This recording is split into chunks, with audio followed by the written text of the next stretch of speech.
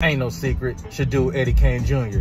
Like, share, subscribe. If you subscribe to me, leave a comment down the video so I can sub back to you. Deuce. Ain't no secret.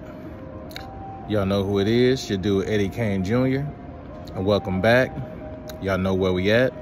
It's EKJOnSports. And man, we gotta dive into just the epic, disastrous collapse of the Bears as they blew a 21-point lead late in the third quarter into the fourth quarter versus the also winless Denver Broncos.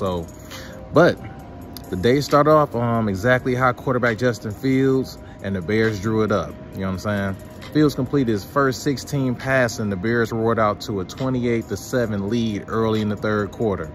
At the same time, Fields was 23 of 24 for 285 yards and 4 touchdowns. Having a great game, you know what I'm saying? But as the old saying goes, it's not how you start a game, it's how you finish. The Broncos and the Bears both were winless, facing a lot of scrutiny coming to the game. But someone had to win this game, you know what I'm saying? But knowing both of these squads, it could have ended in the tie. I wouldn't even been a surprise, you know what I'm saying? So the Russell Wilson and Sean Payton union is off to a rocky start.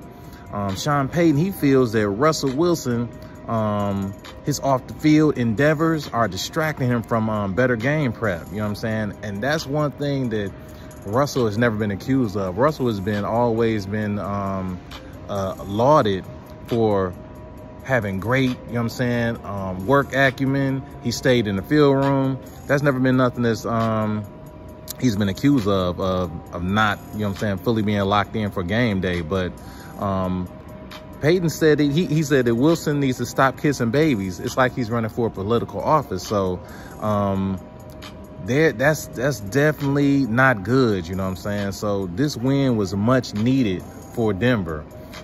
Russell Wilson, he had an efficient day. He was 21 for 28 for 223 yards and 3 touchdowns and no picks. He completed passes to 10 different receivers. Payton has not been pleased with the performance of Wilson, but Russell, he had good protection this game. He was only sacked once. We'll see if Denver can use this as a springboard, you know what I'm saying? But I doubt it. So Justin Fields and the Bears, head coach Matt EBERFLUS, man, just your decision making. And now I'm starting to wonder if Justin Fields was right that it's the coaching, you know what I'm saying? Because you made a critical blunder of a call. But we'll get into that later on. So Justin Fields, he set a new team record during the first half of Sunday's game, you know what I'm saying, versus the Broncos. Fields, he's thrown for 3 touchdowns in his first 3 games of the season. He matched that mark in the first half of Sunday's game, completing a pair of touchdowns to Cole Kmet and one to DJ Moore to give the Bears the lead. Fields completed the first 16 passes he attempted in the game, setting a new Bears record for consecutive completions.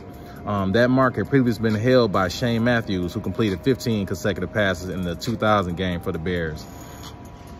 But it all comes back to the Bears taking 1 step forward and taking 2 steps back. So the Bears seemed like they were about to get their first victory of the season on Sunday, but instead they found another way to snatch defeat from the jaws of victory, you know what I'm saying? So at one point in the third quarter, the Bears were winning 28-7, and they were in cruise control, you know what I'm saying?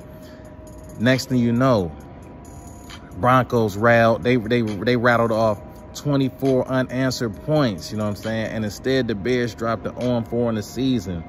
And they're in the middle of one of the worst stretches in team history, you know what I'm saying? Like, they have lost a team record 14 games. And with that, we always say sports in general, they're more mental than they are physical. So now it starts to creep. Even when the Bears have a lead, when things don't go your way, that doubt, that self-doubt starts to creep in because you just haven't really learned how to win, you know what I'm saying? So that's messed up, man. So but now it comes to the Bears and I should say Coach Matt EBERFLUS, his decision to go for a fourth down conversion. So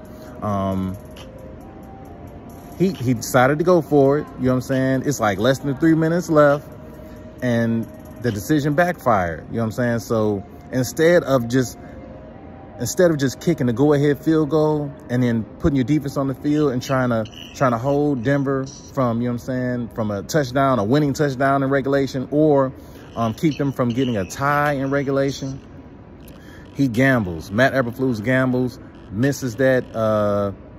They misread the tenor of the defense of the Broncos. They go for it on 4th down and don't get it. So, and then sure enough, the Broncos, they were going to kick the go-ahead field goal with and they had like a minute and some change left in the game. And as we know, the Bears were not able to drive down the field to get that that game time field goal or the touchdown to go to force overtime. You know what I'm saying? To win in regulation or the field goal to force overtime. So now we're just looking at it. This right here, this can be like a locker room divider right here, because and speaking of the locker room, Chase Claypool, wide receiver, starting wide receiver for the Bears, he was a healthy scratch for the game. Now that's nothing, you know what I'm saying, too much to say about, you know what I'm saying, but he was a healthy scratch. And normally when players are healthy scratches, they'll be on the sideline still just in street clothes cheering on their team. Claypool wasn't even in the stadium. So that's one thing. And one of the reasons I know that he was a healthy scratch, that's one thing about this internet.